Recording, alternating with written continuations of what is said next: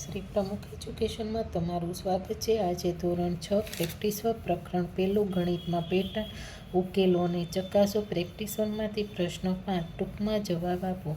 તેમાં 4 નંબર નીચે આપેલ સંખ્યાઓની શ્રેણીઓ પૂર્ણ કરો।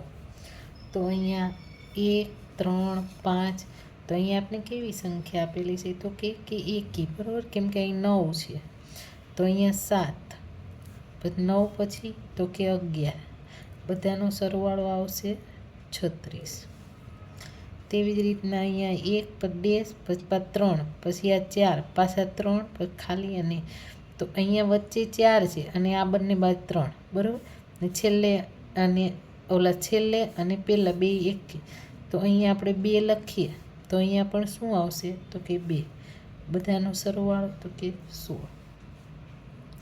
2 નો વર્ગ 4, બરાબર, પછી પાછો 2 ની 3 ઘાત કરીએ તો આપણે 8 આવે। એમ જ રીતના 2 ની અહીંયા 2 ઘાત હતી, 3 ઘાત હતી તો 2 ની અહીંયા 4 વાર ઘાત કરીએ છીએ, બરાબર, તો અહીંયા આપણે કેટલા મળે 16 અને અહીંયા 5 વાર, પછી આ બધાનો સરવાળો તો કે 63। તેવી જ રીતના અહીંયા 15 + 21 આ બધાનો સરવાળો તો કે 56। હવે નીચે આપેલ ધન સંખ્યાઓને ક્રમિક એકી સંખ્યાઓના સરવાળા સ્વરૂપે દર્શાવો। ઘન સંખ્યા છે એના ક્રમિક એકી સંખ્યાઓના સરવાળો, એટલે કે આપણે એકીનો લેવાનો, તો આપણે અહીંયા ખાલી સમજૂતી માટે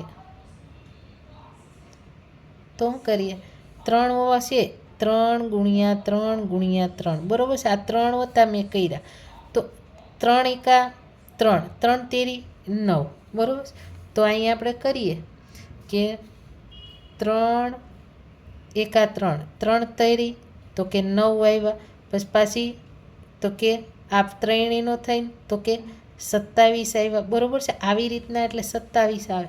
તો આપણે એવી સંખ્યા કરવાની છે કે આપણે 3 વાર આપણે એમ કીધું છે ધન સંખ્યાઓની ક્રમિક સંખ્યામાં, તો જવાબ માટે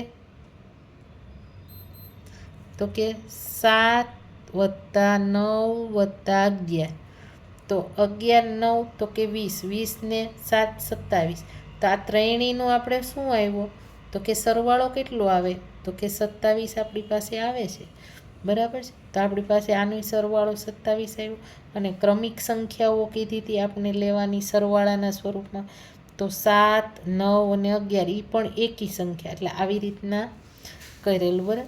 ને અહીંયા 4માં તો આપણે 4માં પણ આપણે કરીએ તો કે 4 એકા 4, બરાબર છે, પછી ચોકે ચોકે તો કે 16 અને પાછા 16 ચોક તો કે 64, તો અહીંયા આપણે શું મળ્યા 64, તો આપણે 64 લાવવાના, એટલે કે તો એવી કઈ સંખ્યા આપણે પકડીએ, એ પણ આપણે કેમાં કીધું છે ઘન સંખ્યાઓને ક્રમિકમાં લેવાની। ક્રમિક એટલે કે આપણે 1 2 3 4 એમ ક્રમમાં જ આવવી જોઈએ, પણ એ પણ તો અહીંયા કેવી કીધી છે આપણે તો કે ઘન સંખ્યાઓને ક્રમિક એકી સંખ્યામાં, એકી સંખ્યા આપણે એકી સંખ્યા ગોતવાની છે, તો કે 1 3 5 7 9 એવી રીતના આપણે ગોતવાની। તો અહીંયા આપણે કઈ આવશે જવાબમાં તો કે 13 15 17 અને 19, આ બધી કેવી એકી સંખ્યા થઈ ગઈ, 13 15 17 અને 19, બરાબર છે, પણ એ પણ કેવી કીધું આપણે ક્રમિકમાં કીધું, એટલે આપણે ક્રમિકમાં ગોતી એટલે આ બધાનો સરવાળો તો આપણે મળી જાય। એટલે આપણે એવી રીતના ખાલી આ જ કરવાના, આ તો સમજૂતી માટે હતું, બરાબર છે।